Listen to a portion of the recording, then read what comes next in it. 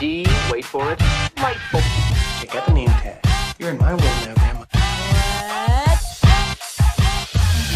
What's up, nerds? So we watched the latest I'm being joined by my twin brother, Marlon. Marlon, you say hi. You waved and everything, but I didn't give What's you a up, chance.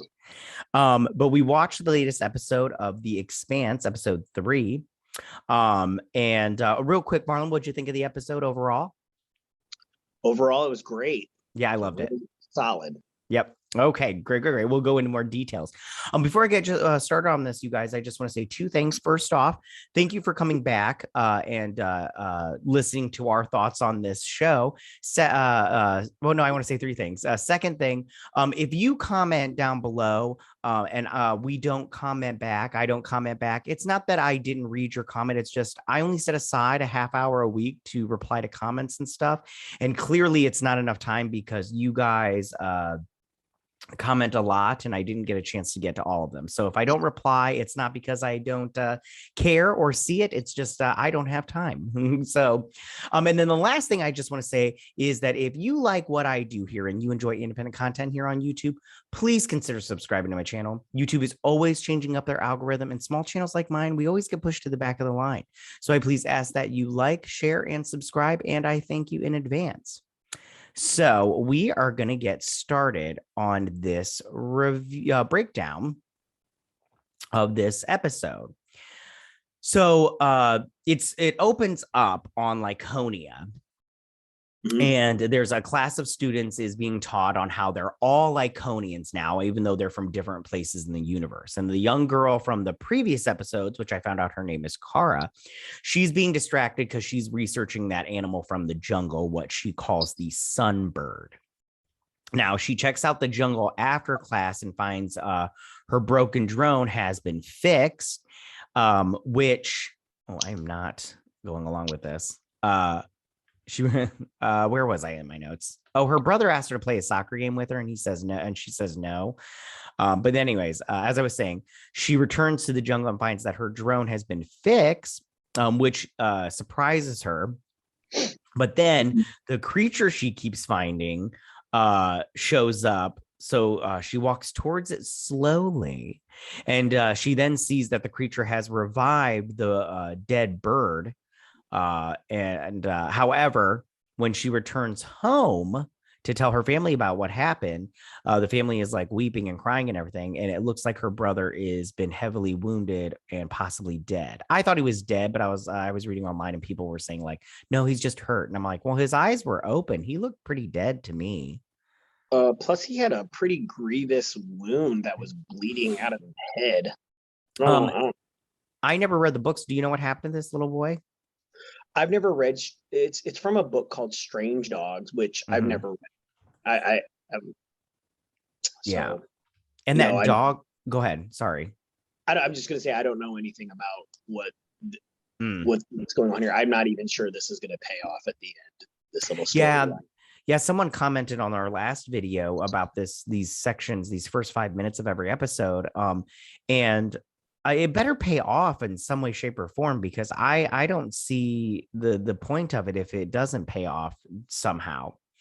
These dog because there's two of these little dog creatures, and they I'm not gonna lie, they creep me out personally, just because I'm waiting for it to eat that little girl, no joke. But I think that when it went oh my god, yeah, mouth, yeah, I'm man, every time I don't think they're gonna I honestly don't think something's bad is going to happen with these things. I mean, because if they were going to eat her or something like that, they would have done it already, I think. Or I don't know, maybe they're like it and they're just savoring the flavor or something. Maybe. But every time they do something, I'm I just flash back to Prometheus when that little worm comes up and that guy sticks his hand out to touch it, and it wraps around him and then breaks it in half and stuff. So I'm don't do it. Don't do it. Yeah, that's this little girl is she acts the exact opposite way I would when finding alien creatures on a planet. She's all hey, little guy. And I'm all fuck you, I'm out. Okay. So then we go over. I will add, I don't think this is going to pay off in any significant way. And it's not maybe a waste of time, but it's going to be a huge disappointment in my opinion. I just don't see it going anywhere other than they're just trying to show you what life on Laconia is like. So when they don't really talk about where Laconia goes, you don't ask a whole lot of questions. And I have a theory about where the series itself is going also. Right on. Well, we're going to get to that. We can get to that at the end if you want to talk about it. So then the combined fleet of Earth and Mars, led by Avasarala, they ask the Ceres station to surrender, but it looks abandoned. And they are taking the war to Marco Anaros. And then when they check out the station, there are no heartbeats to detect at first. And then they find the chief advisor of the station and her people, but no Marco Anaros or his free navy. And then Avasarala speaks to the chief advisor. What was her name again? Their name? I don't remember. Hold on. I have it up. I have it here. Their name is whose name? The chief advisor, Sanjarani. Oh, Is that Nico their and name? Sandrani. Yeah. Nico. Yeah. Nico Sandrani. Sorry. I thought I'm you were gonna call talking her about. Nico. Go ahead. I thought you were talking about Avasarala's. Oh, no. Okay. I'm sorry, Marlon. Marlon, I'm sorry. So Avasarala, she speaks to the chief advisor, Nico, and asks where Marco Anaros is, but she does not appear to know.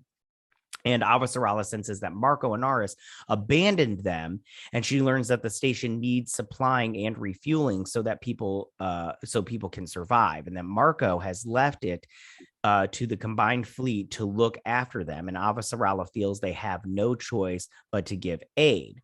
And I felt like this part was really interesting because her advisor, he says that there's no way that they can feed 1 million people with a 3 weeks notice, and that their supply lines are already overstretched, which then Avasarala, she points out that Marco knew that they needed this port to repair, fuel, and stage for Jupiter and Saturn, and he turned it into a trap, and they're now in it. She's like, we're now in it. And then if Marco if he were in this position, the little advisory guy, he says that if Marco was in this position, he wouldn't lift a finger to help their people out, and he made their mess. And if they don't help, but then Avasarala says that he made this mess, but if they don't help out in this situation, they will be the ones responsible for a massive humanitarian crisis, and the belt will see them once again as the oppressor, and Anaros's power will continue to grow, which I thought was really interesting. It was a good plan on Marco's part, because he did a good thing. Like for his part in making them because now they have to help or they look like douches. Yep, this is very, very strategic move. I think it's one thing that the writers made Marco a very good bad guy, because even though this is not what later on you'll find out that they feel abandoned, but at the same time, either A, they cripple themselves even further and they don't help the Belters on Ceres, or they stretch themselves thinner, like he says, and they either cripple their reputation or they stretch their resources even thinner than they already are. So it's a win-win for him at the moment. So he's going to let them be even more distracted while they get their other plans in order. And we'll talk about that later. Right on. Yeah. So then we hop over to the Pella, the Luber, and the Granicus. I don't know what those ships are called. Anyway, I just know the Pella. I can pronounce that one. Anyways. Oh, no, we're on the Rocinante. Sorry. I must have skipped that in my notes. Hold on 2 seconds. I did skip that in my notes. Okay. So we head over to the Rocinante, and Holden and Peaches are hold on. Sorry, Marlon.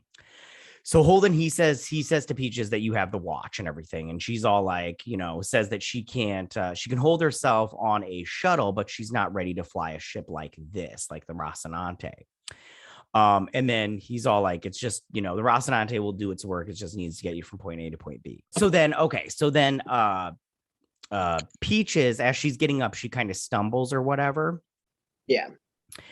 And then she says, it's been a while since I used my mods and it's taking longer for it to flush out of her system. And she, get used to it or whatnot.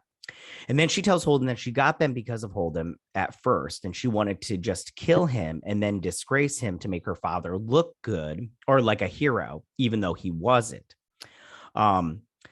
She used her mods, and then she talks about how she used her mod, and she goes into a little bit further, but I'm just, she used her mods to kill Ren. And every time she uses her mods, she sees his face. And she thinks that's the reason why she throws up afterwards. And then Holden says everyone on this ship has something that they regret, including Amos, I think. And then he says, you're in good company. So I thought this was good. This was a good scene in the sense that we got to see like Holden, he understands where Peaches is coming from kind of thing. And he's starting to trust her more, not because of Amos. I think it's a good scene. The only problem I had with it, I feel like when she's kind of apprehensive about flying the ship, I'm not, I don't live in space, but I just can't imagine that flying the Corvette class is going to be that much harder than the Screaming Firehawk, if you will. I don't see them being vastly different, other than the Razorback had more maneuverable, it was more maneuverable because they used it for racing and stuff. So, or maybe it wasn't, I don't know. It just seems like she wouldn't be that hesitant, and I was kind of hoping she would take over more of the pilot role in this season. So that's one thing but I do like that she's opening up about getting her mods, and she had to kill that guy Ren with her bare hands, and she sees his face every time she uses them. And so really she just, you can definitely feel that she is very remorseful about the decisions she's made from, to this point. Right on. Yeah, no, I wouldn't get mods. Mods don't sound like a good time, like at all. I think it would, that the one guy in season 5, is it 5? Sure. 4 or 5. That's got the big muscles. Yeah, that was he's like 5. Like Rychek or whatever his name is. Yeah, I would. Those seem awesome. Okay, so then we go over to the mess hall or whatever on the Rocinante, and Amos and Bobby are just like, they're basically just chatter, chit about stuff. They're talking about food and how it tastes gross and everything. Right. And they're talking about Ceres and Amos is all like, they got good noodles, good alcohol, and good brothels. And she's all like, anything besides noodles, alcohol, and brothels. And he's like, I don't know, I never checked. And then she talks about how after stuff that happened in the past, she wanted to kill all of his people or whatnot. And he was all like, I wouldn't have gone down easy and everything. And that's pretty much the nutshell. They were just like shooting the shit kind of thing. Right. I don't have any other thoughts on this scene. Do you? No, not particularly. It was fine. Yeah. Although I do like their mess hall. I like that they have the greens in that little circular thing. I love that. I just love it. Yeah, which actually I've looked into. It's called the O-ring garden. It's super expensive, but it does something very similar to that, where it's rotating the plants around a light bulb and growing plants all year long. Right on. So then we hop over to Naomi, and she's looking at news feeds, and she's seeing like some anti-Belter stuff on there, but also some like, I don't remember if there was any pro-Belter, but I think it was like a debate or whatnot. But all we heard was a guy go like, why are we giving our resources to these people when they attacked us, kind of thing. And then Holden comes in, and she's all like, she's like, I froze up, Yep. And she talks about how like she felt like she was back on that other ship. I can't remember what it was called. And if she was just given a couple more seconds, she would have been able to pull it through. But Peaches was already on top of it, kind of thing. Yep. And then Holden asks her, he's like, hey, you want to do me a favor? And she's like, sure, what is it? And he's all like, the Barkeith, when he talks about the proto molecule, and he says, he asked her if she can make some sense of some data. And then she says, you're trying to distract me by giving me an interesting problem. And he's like, yeah. And then they kiss and everything. And I thought that was, like a good scene or whatnot. And, smart on Holden's part. And, maybe he really does need the help, because he asked Bobby for help. And then he's asking Naomi. And she does end up finding stuff out. So. Yeah, I thought this was a good scene because, once again, it just shows because one of the things she says, she asks him, or he comes in and he says something, and she's like, you can ask, and he says, I didn't want to push. So I think that once again, from the last episode where he just kind of says, are you okay, or should we talk about it later? And she says the second one or something like that. And this is just one of those things where he's waiting for her the right time to talk to her about it. And then it's kind of a win-win for him, because not only does he help her keep her mind off things, but he also gets her to look at the mystery of the Barkeith disappearing. Right on. Go ahead. Sorry. In the ring gate. So yeah, I like the scene.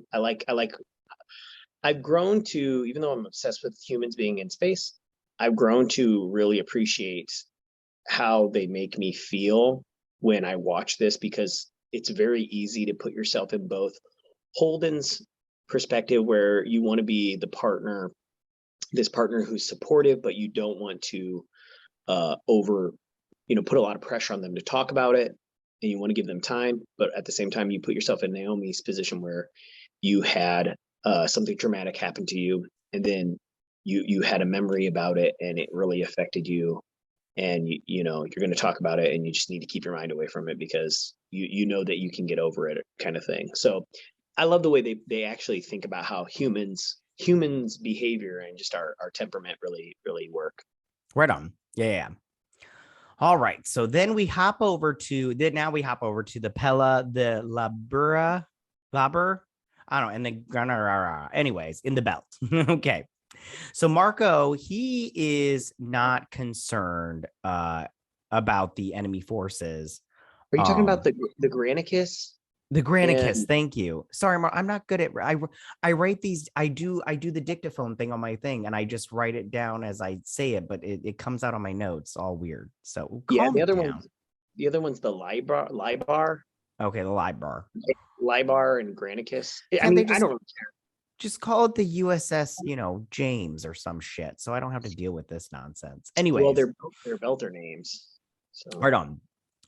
We'll get to Filip in a minute, because he pops up first, but I want to talk about, okay, so Marco, he's not concerned about the enemy forces that are growing in the inners and everything.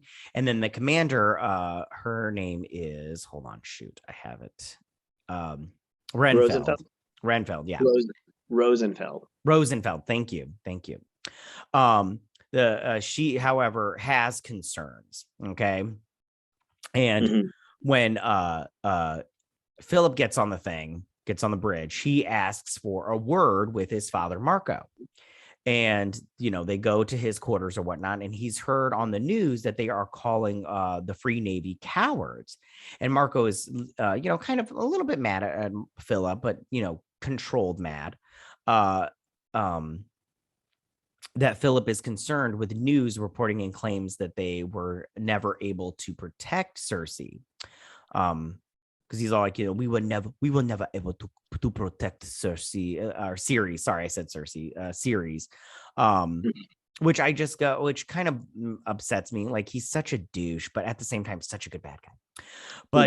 But he does compliment him on his care and concern for, the Belters. And he tells Filip that they are meant to be out in the darkness and in the fight. And then they hug it out. And he, because earlier he had seen Monica's news report of all what's going on.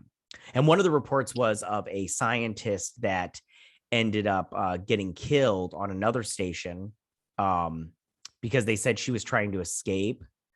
Yeah, she was on Ganymede. Thank you, Ganymede. I didn't write it in my notes, but I was like, damn it, I knew I should have wrote it down because we've been to Ganymede before. But and that comes up later in the episode. And so yeah, that's my thoughts on that. Yeah, that was another great scene. Because like I said, just the human element. You have a father and son where he's expressing his anger that they're being called cowards when they're in the fight, and he tells them, and once again, this just shows the genius of Marco. Is he says, look, we could never hold this position from them, so what did we do? We stripped it what we needed, and we gave them, gave Earth and Mars the problem to solve themselves, to tie them up, and we just told them what they needed to hear at the time so they would get their support. And then at the same time, you see Filip and his father, react any other way a father would. He has his own ambitions, but he tells him, like, what's your name, and he's saying, like, we're in this together and you're my son, kind of thing. And so it's super easy to the way they make you feel. Like I said, in certain scenes, they really make you relate to what each character is feeling, either being a father or having a father and being a son or a daughter in this matter, just talking to them and then having them not only, tell you, stop worrying about what other people think of us right now. We're in this fight. And then at the same time go, I'm proud of you that you actually are caring about, our people, kind of thing. So right on. Yeah, no, I completely agree. So then we hop over to the Tynan and the Inazimi. Oh, geez. I don't know, man. Okay. Yeah, so they're also, I just say it like something like the Inazimi, something like yeah, that. Inazimi. We're just going to say that. And so they're on the bell, and Drummer is still working with Walker. Then they're trying to obtain free Navy supply depots. And Walker believes that there will be 10 of them, like 10 ships. And we see some of them in the first scene. We see the Sabaragan and the Gult. I don't know if that's it. Anyways. No, it's called the Saber something. Oh, okay. We'll just go with that, because but Drummer wonders why Marco would hide supplies like this, and she also is ready for a fight. Like she's like, I'm ready, and everything's like, I am the captain now, kind of thing. But meanwhile, while that's going on, Joseph and Micho are arguing about whether or not they should whether or not the Earth is good or not, because they're trying to send supplies to Ceres, and they're Monica is putting out these and we saw that pastor from, what was it, season 1 and season 2. Yeah, Pastor Anna.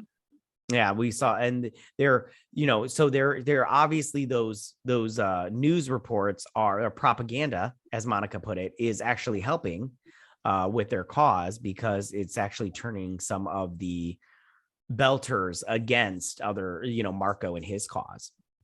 And I have to just say, I love Drummer. She's my second favorite character. I just love her. She's great. She's so awesome. And she's hot. Too. She's my second favorite character. Yeah, Carly is hot. Yeah, she's really, so hot. Really good looking. Yes, very, very. I'm all like, you can be my captain. You know what I'm saying? Anyways, all right. So then we hop over to the president's ship, and she's talking to Monica. And she's all like, hey, that last news story you did with the pastor, what was her name? Pastor Hannah? Anna. I don't remember all these names because it's been so long since we saw that character. She's all like, you did good. And she's I can't remember what Monica says, and I didn't write it down, but she's like, yeah, you'll really like the next one that I do or whatnot. And she tells her little assistant, have the Marines watch her, because I don't want her messing my shit up, kind of thing. Yep. So then we hop over to the 3 ships from before, the Pella and those other 2. And they're just traveling along. And so Marco and the Free Navy, they learn that the Rocinante is on its way to Ceres Station. And I love Marco's face when he realizes it's the Rocinante. Like he's just like, oh, I found it and everything kind of thing. Yeah. But Marco believes that they can destroy them while they are off guard. But Rosenfeld does not agree with the to agree to attack them. But Marco doesn't want to miss the opportunity. And Filip asks and he asks Filip to take charge of the weapons, which Filip does. Mm-hmm. But you can tell he's emotionally conflicted the whole time, and with doing that whole thing. But it's again, I really liked this because you saw Marco's face, like the whole time he's just like got a wide-eyed, like, oh, I'm so happy right now. Like he's like, it's Christmas. It is Christmas, by the way, right now. But I really liked this because it showed, and we'll talk about it later also, but it just showed how he's so obsessed with destroying not only the Rocinante and Holden, but also Naomi, because I feel like if he kills them, that will just be the last thing for him. And then he can just be like a complete and utter douche without any, weakness whatsoever. Mm-hmm. So then we hop back over to the Rocinante. And I like Bobby, and I like how Amos is cleaning off Bobby's armor. He's like, what's this made of? And she's like, it's made of Mars. And I was like, that's a good line. I like that a lot. And then Amos gets a message from this doctor guy. I can't remember his name either, but we've seen him before in season 3. His name is Prax. Yeah, we saw him in season 3, right? It doesn't matter what season he was in. Anyways, yeah. So he talks. Oh, sorry. I believe it was season 3. Yeah. Yeah. So he talks about that woman, that scientist that I had mentioned before, and how she was murdered, but she had figured out a way to grow food faster. And he sent all of that information to Amos. Yeah, and she found a yeast strain, or created a yeast strain that it needs very little resources, like extra carbon monoxide and then waste energy to grow food faster. Yeah. So, which I was all like, ooh, good. And then Amos, because that helps them out with Ceres and everything. I think it does. As soon as they said that, I was like, ooh, that's going to help out on Ceres. Until later. He also mentions that it will help on Earth. I don't remember that in the book either, though. But I mean, it's been all the little details kind of float away. But yeah, he mentions it could help out on Earth because obviously, if they've been pelted with rocks for so long that their atmosphere is got a lot of ash in it, that they're not going to be able to grow food as fast. Right on. So, and I remember that from episode 1. So then Holden, he gets woken up by Naomi because she finds a pattern with the ship disappearances with the rings, but they haven't got time to discuss it because Holden is alerted to the Free Navy ships heading their way. I didn't really understand what she was saying with the pattern with the ships. I mean, I don't think I'm dumb, but there's this and one other thing that I was just like, I don't really understand what they're saying.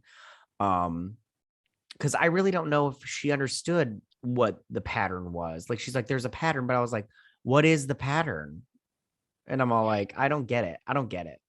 Maybe I am a big dummy. I don't know. But the whole time I'm just like, I don't understand what she's trying to say / what they're doing with these. So she's essentially saying like, her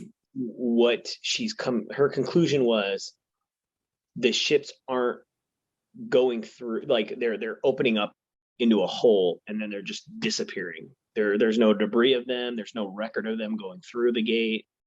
The ships are just gone, and they're like, one will open up in one ring and suck in whatever ship, and then it'll happen in another ring elsewhere. It's not just a group of rings only that they're happening in. They're just happening all over, and she can't, with the current data, she can't figure out why it's doing that at all. Do you know from the books or no? So if my memory serves me correctly, spoiler alert, I think the unknown aggressors are so if it's either if so many ships go out through at once, or after so many ships go through, the energy that it creates or something like that, that's when they take the next shuttle or ship or whatever. And those people are all dead. Yeah, they're dead. They just, well, the way they describe it in the book, like the Markeith, the way it's described in the book is, if they're not dead, they're portaled to somewhere I wouldn't want to go to. All right. So then they get alerted to the Free Navy ships headed their way. Mm-hmm. So then back on Ceres, they're handing out blankets and food to Belters. And then one of the soldiers, one of the Marines, is all like, I thought we came here to shoot these people. And Monica was all like, we can edit that out and everything. He's like, sorry, and everything, which I was like, and then the one Marine is like, asshole. And I was like, yeah, like, pay attention. So then she goes off on her own. She's talking to a guy with a little cat and everything. Mm-hmm. And then they're all like, where did Monica go? One thing that I do not like about that scene is they don't translate that shit for you. So what were him and that dude talking about? I agree. Yeah. Like, I don't appreciate that. Yeah, me neither. So then there's a huge explosion on Ceres. And the last thing you see is just all this water just going out into space and everything. And I don't know, did Marcos send that up? Or I would assume Marco did, because if you think about it now, not only is he creating, he's escalating the problem. They had 3 weeks worth of food, water, and oxygen. Now they don't have the water. They blew up the water tanks that's just floating out into space. They blew up the docks. So now they can't, it's harder to ship things in and out of Ceres. So it'd be interesting to see where that goes. For sure. So then we get into the big big fight, which was my favorite part of the episode, even though like it's not like the most emotional in the sense of the episode, but it was definitely my favorite part. But so then Marco asks Filip to take the shot on the Rocinante. Mm-hmm. And he does. And then Holden and their team, they have to fend off the torpedoes as Filip keeps firing. And so they do that, and it's very good. I was very I like how they were like, we got the what was the gun called? The rail gun. The rail, thank you. And I love how he kept turning around, but he's all like, we don't have time to really like stop and like get the target and then shoot. So he just flipped it, shot blindly, and then turned back around. And I love how he hit that one ship and everything. It was so good. And then Bobby, so she wants the opportunity to take the shot and with the railgun and everything. And then Holden gives her the order and everything. And she does, but they miss again. But then she decides that what they're going to do is they're going to fire missiles while also firing those little bullets at the same time to give them, and the missiles will give them a distraction, but then the bullets end up hitting the ship and, damaging it to where they're taken down for a hot minute. And I think they do fire the railgun too, but I could be wrong. Because I think they fire all three of them. Yeah. And so Bobby, she wants to end them. But Holden wants Marco Anaros as a prisoner and not a martyr. But they end up while they're sitting here doing this, you see in the background. Hold on, Marlon. I'm just going through these snapshots. You see in the background that while Marco is okay, gosh, if I could sit here and talk. Okay. So Marco video links Holden, right? Mm-hmm. And Holden gives him a chance to surrender. And Naomi can see her son in the background. And Marco refuses to surrender. And Naomi takes a gasp of breath, knowing what this means and everything. So Bobby realizes that Marco is not going to surrender, and she files a missile. She's like, we gave him a chance or whatever, and she just fires. But however, the missile turns out to be a dud and everything. But really what happened was Holden secretly he secretly changed the torpedo configuration before it hit. So then Marco and his crew, they escape and decide not to pursue the Rocinante. And you can see on Holden's his visor what he had done, and it revealed that he had disarmed the missile. Yep. Now, as far as the fight goes, this was very good. I enjoyed it immensely. I enjoyed all of it. And then I also enjoyed, that whole thing where firing missile. Although I have to be honest with you, I would have let it kill him. Even Naomi's son. I would just be like, screw you. Bye-bye. I mean, in their position, since Filip is not my son, Yes. I would have probably let it happen as well. But I mean, you never know what you would be okay with if your kid's on board or whatever. So Right on. Yeah, no. Yeah, but Naomi didn't have the choice. Holden made the choice, and he did it for Naomi. And me, I would have just been like, listen, we can make another baby. yeah, I think they could have, but I do think that they could have used the railgun to puncture the ship a little bit better. Like they could have done something to disable it permanently long enough for them to be afloat for a while, where the other ship would have had to come help also. Right on. So then we go back to the bridge, and Marco is disappointed that they didn't destroy it. And he tells Filip that he failed. And Filip returns the statement, tells him his dad that he failed. And Marco's like, "What did you say to me?" And Marco is furious and relieves Filip of his duty. Mm-hmm. And then he leaves the bridge and everything, and he goes back to his quarters. And he receives an update on the testing at the rings, and it's positive update, and he smiles. Now, I don't know what this is because I haven't read the books, but Marco was happy about it, so it can't be good. What is this, Marlon? Because you know what it is, don't you? Tell me. Tell Daddy. So Laconia, I believe it's Laconia. I don't remember if they make them or Laconia makes them, but I think Laconia delivers. I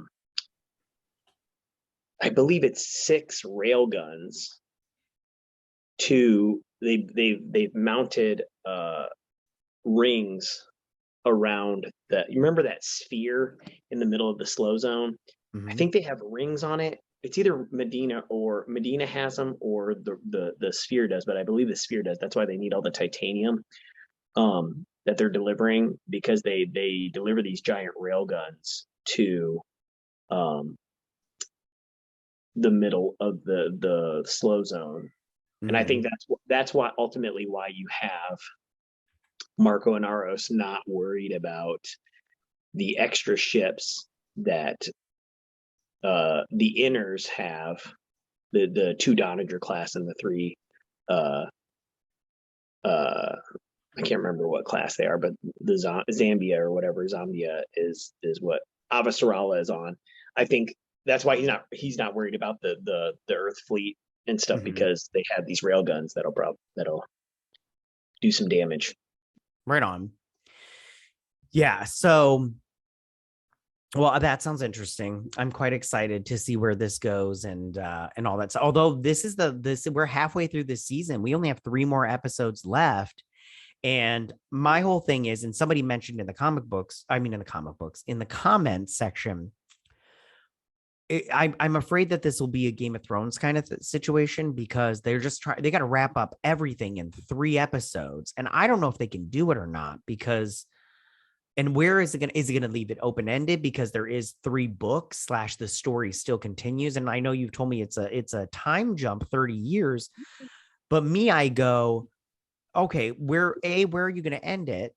And B, if you can't tell me you're going to come back to this after a couple of years, then what's the point? Like, you need to end it in a way that I feel satisfied and not in a way that feels like a Game of Thrones situation where I'm all like, the last season screwed it all up.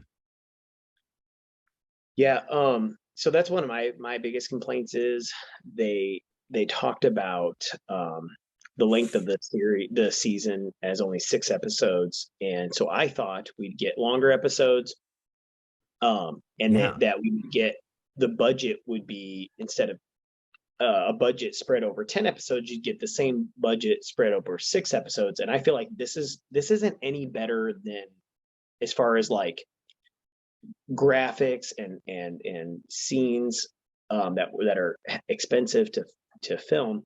We're not getting anything larger or grander in this season so far. So I go, where did the budget go? And so that I say, I'm kind of annoyed that we're already halfway through the season and not a whole lot has happened. I thought these episodes were going to be longer. I did look into them and I knew they weren't, but when they announced that it was the last season and it was only 6 episodes, I was like, okay, maybe we'll get like, hour and 15-minute episodes or something like that. They're going to extend them a little more, but we're not getting that. So it's not enough, and it's kind of disappointing. So I'm hoping that they can wrap it up. I mean, there's a couple storylines that I don't think they're going to touch on very well at all. The proto molecule and the unknown aggressors being one of them. I don't think they're going to touch on it very much. Other than what you've seen Holden investigating and what you've seen at the 5-minute beginnings with Laconia. But that also goes into my theory. We can talk about that after the review, so we can finish that. But I'll tell you what I think that what I think that they would go, what Amazon would either, there's two things they could take. Right on. Yeah. When you said you want to tell the theory, you mean like after we're done recording? I can do it now, or we can do it like at the end of it, so you can decide if you want to put it in there or not.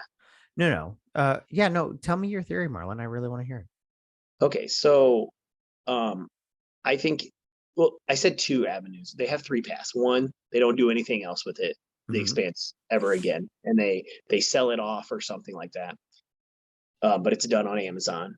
2, they wait a few years to kind of maybe hype it up or say, hey, we're bringing it back, because the writers said this is a good ending point. Like there is a solid ending at the end of book 6. Or 3, I think that they might do an animated series of the last 3 books. It's cheaper, and they can I mean, they're already doing the Telltale games thing, so they're clearly progressing a storyline. Like I said in the previous review, Kamina Jummer becomes the pirate queen in the books, so they can't really touch on that in 6 episodes, in my opinion. At least they can't touch on it enough action scenes, like showing you she's pirating everybody. Right. I mean, they can say, in a dialogue scene, like, oh, she's rated, in the past 6 months, she's rated, 12 caches and 3 ships or whatever, but they can't actually show you a whole lot with the shortness of the episode. So I think those are their 3 paths. I think that they might create an animated series of this, of some kind, or come back to it later if they're going to continue the project. But well, whichever one, we'll be here to cover it. Yeah. I mean, I'm excited. I love the Expanse. Like I said, this is for sure. And for anybody who likes reading, or if you're like me, I'm in my car quite a bit, so I listen to audiobooks and stuff. Oh, right on. Or I'm doing a lot of work around my house, so I listen to audiobooks. But yeah, I recommend reading the books as well because they're great. Right on. All right, you guys, we're going to wrap this up.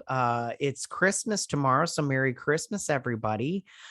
We hope you guys enjoyed our little breakdown and review and our little conversation, everything. If you like what you've heard, go ahead and hit that like button. I won't mind. Marlon, you won't mind? I won't mind. Damn straight you won't. If you're new to my channel, please hit that subscribe button. I would greatly appreciate it. And we will see you guys on the next video. You guys have a good day. Bye.